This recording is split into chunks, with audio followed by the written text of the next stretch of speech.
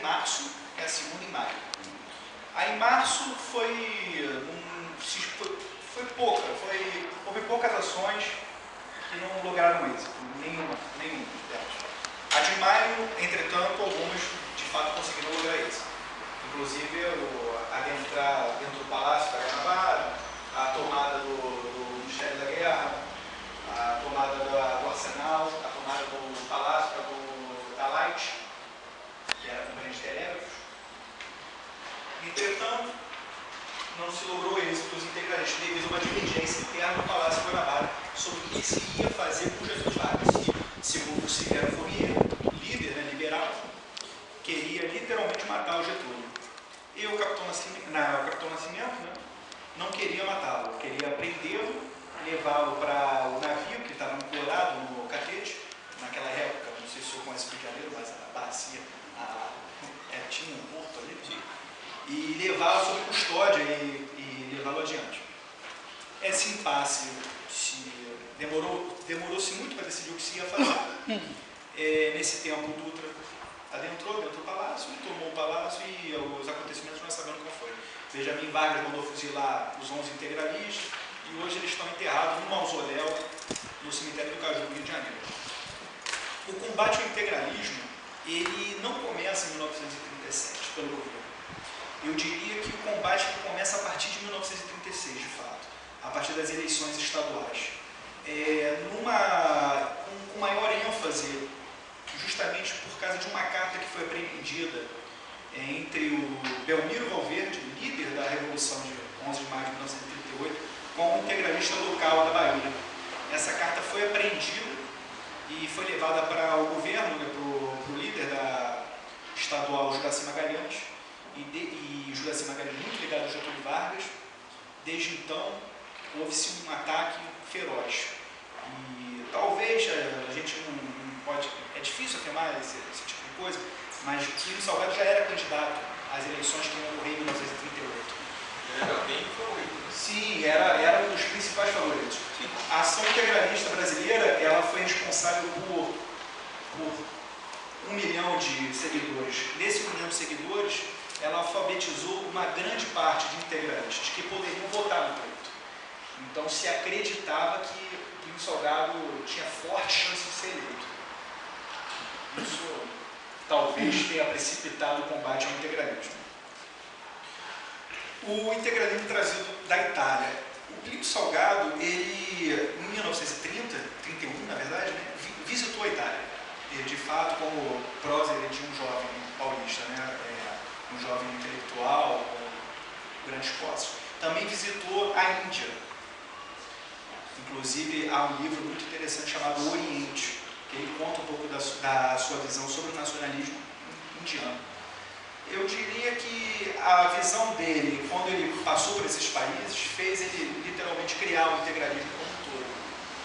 Pode-se dizer que ele tenha pincelado certos aspectos, até porque o integralismo é fruto do período de criação, ele é fruto dos anos 30, como outros movimentos políticos.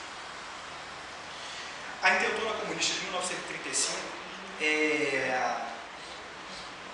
a Ação Integralista Brasileira colocou 100 mil milicianos à disposição do governo federal para combater os comunistas. São 100 mil milicianos armados a Ação Integralista Brasileira colocou à disposição do governo, sendo prontamente recusada pelo Getúlio Vargas. Acredito que ele recusou porque se entrassem não sairiam nunca mais. Não sairiam.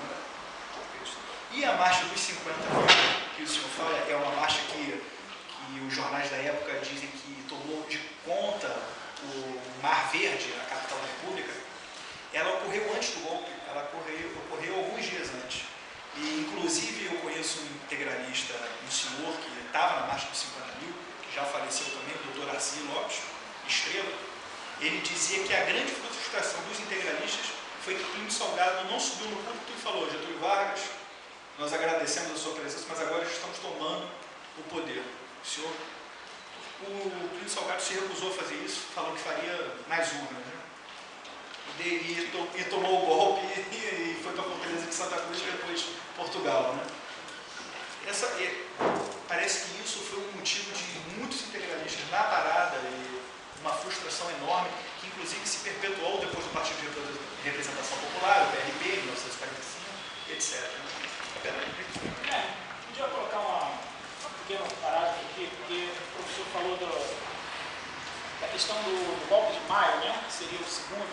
Mas, na verdade, aqui no autor, né, a gente tem que ver com uma certa descrição. O Adolfo Vasconcelos Noronha, nesse livro da memória, ele, se me permite só a leitura aqui, não aceitando a Carta Constitucional de 1937, de caráter nazista, otorgada por Getúlio Vargas, mediante um golpe de Estado, recusando inclusive participar desse governo que lhe ofereceram o Ministério da Educação, o chefe do integralismo, que é o Plínio Salgado, foi convidado por líderes da oposição, reconhecidamente liberais, para integrar um movimento contra-revolucionário, objetivando a reimplantação da democracia com base na Constituição de 34, com pequenas alterações. A iniciativa não era coisa de Plínio Salgado.